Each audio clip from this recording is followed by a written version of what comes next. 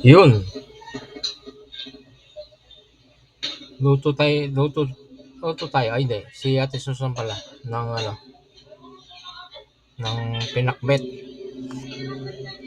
Pinakbet. Yan.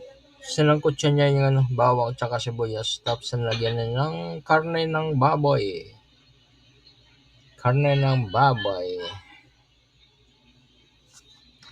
Karne ng baboy. Yan.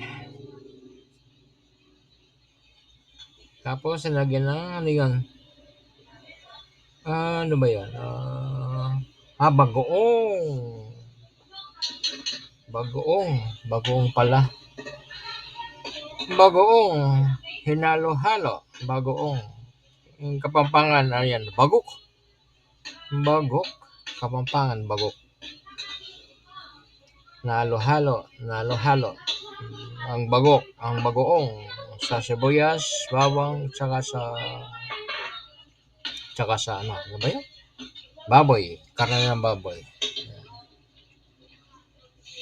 Tapos, lagyan ng kamatis. Kamatis. Sa Kapampangan, ano din yan? Kamatis din. Kamatis. Parehas lang sa Tagalog.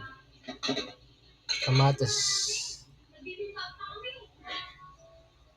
Kamatis. Tapos sinakpan. Yun, luto na ang kamatis. Parang masarap. Halo-halo, halo-halo, halo-halo. Halo-halo.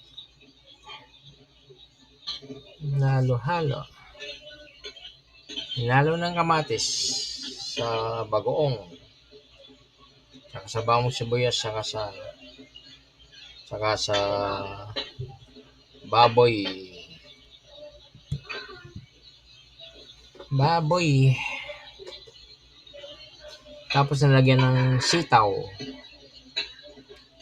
Sa Kapampangan na yan.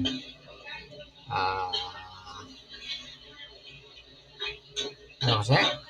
Kamangyang. Kamangyang. Kamangyang. Halo-halo. Salakpan ulit. Pagbukas, uy! May kalabasa na tsaka okra. Kalabasa na tsaka okra. Mukhang masarap. Mukhang masarap. Pero ako mas gusto ko may ano yan. May ampalaya tsaka talong. Kapampangan ng palay sa apalya. Kapampangan ng talong is balasenas. Yung okra din.